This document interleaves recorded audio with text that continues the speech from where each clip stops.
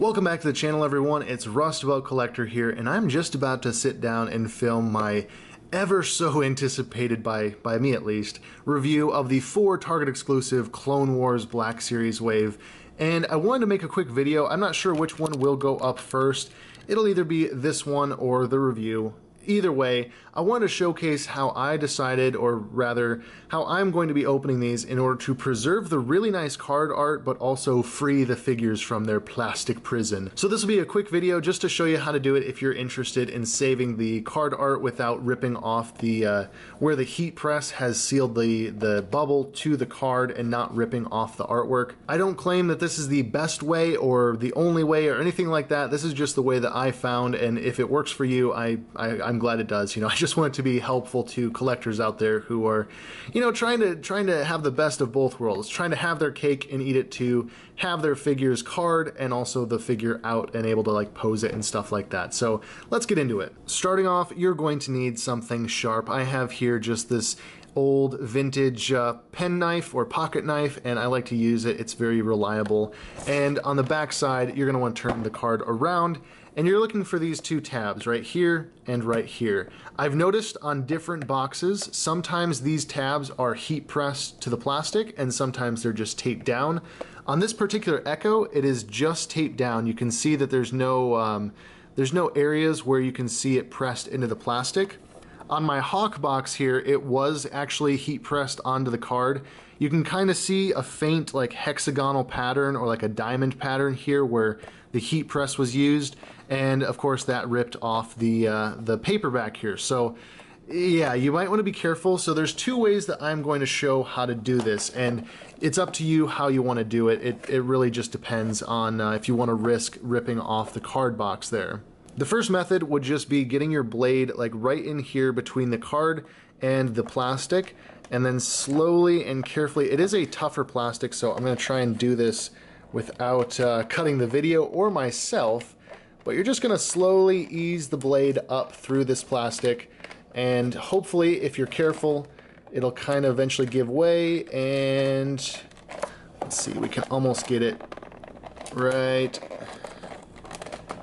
Last little bit right there we go, and that gives way, and now you have a flap here. So that's one way. If this tab is heat pressed, that's the way that I recommend, but if it's not, you can also just as easily slip it in here and cut the tape, and that's a much easier slice. You can see that's just gliding right through, and then you can just fold the tab open. So with this figure, I want to show both ways. You can either cut the tab or you can cut the tape. It just depends on if it's been heat pressed or not. Now then, on the bottom here, although it doesn't look like there's a tab, there actually is a tab on the inside of the card here, and what you're gonna have to do with this is get to the edge, find a opening just like that, and you're gonna have to just carefully again run your blade up.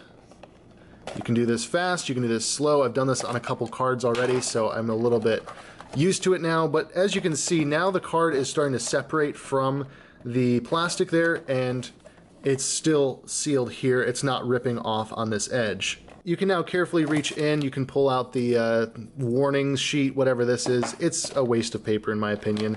No one ever is going to read that. Then you can come to this edge here and just slowly, I'm just using my hands to slowly slide this cardboard out, and I want to remove it just so that I don't damage it. It's a little bit tricky here because there's a corner right there, and this is rather tall. It kind of gets caught there, but you just gotta slowly, and I cannot stress enough, if you do this slowly, you're not going to damage it. If you just try and rush it, that's where you start to damage everything, the plastic, the card back, and if you don't want to do that, just take your time, take it slow, and you'll eventually get it. Now this part, you can maybe ad-lib a little bit. You don't have to follow my steps exactly. This is just the way that I found how to do it, and it's probably not the best way. This step in particular is probably not the best way, I will admit it, but it's the way that I did it and it worked, so keep that in mind. You might be able to find a better way. I'm just going to cut vertically right here in the middle of this panel, I guess. And you're really not going to see this when the box is displayed vertically, so I'm not too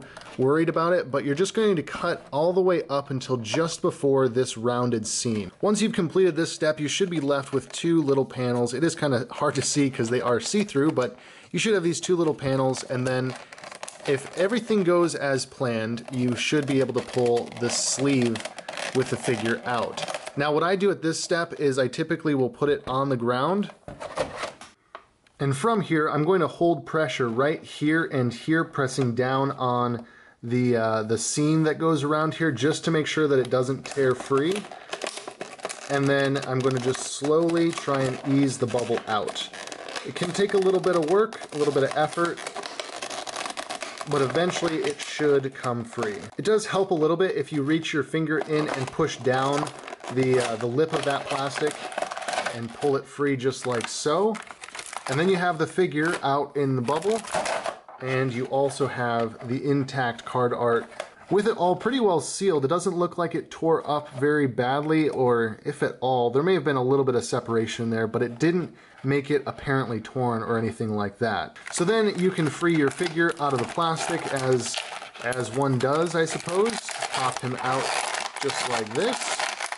And then what you're left with is the empty shell. And this can actually be pretty easily just reinserted into the card. It's basically just a reverse of the steps that you took to remove it, and I'll try to do my best to do this on camera.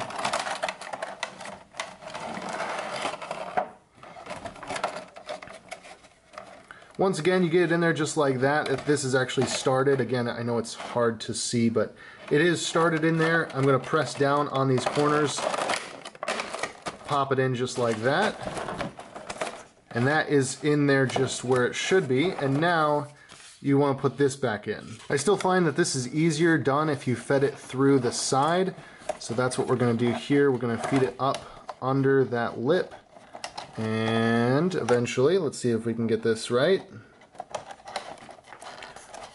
There we go, get that under there.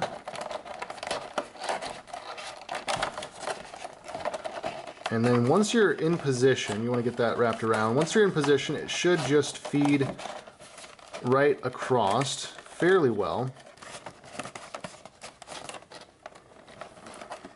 And you keep shimmying it over until you get it roughly back into the position where it was initially.